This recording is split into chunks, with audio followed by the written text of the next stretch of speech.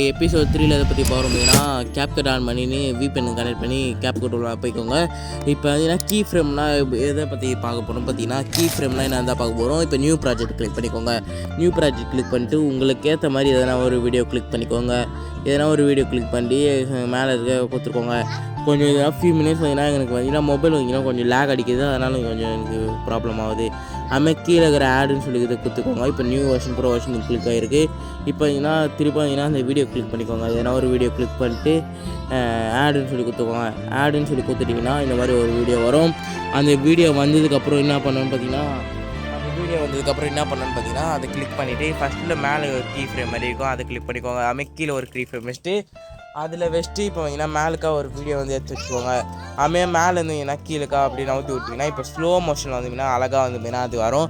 இப்போ அழகாக வந்து பார்த்திங்கன்னா அது மேலே இருந்தே உங்களுக்கு தெரியும். அது பேர் தான் கீ ஃப்ரேம். அது வீடியோலேருந்து நம்ம வேறு இதில்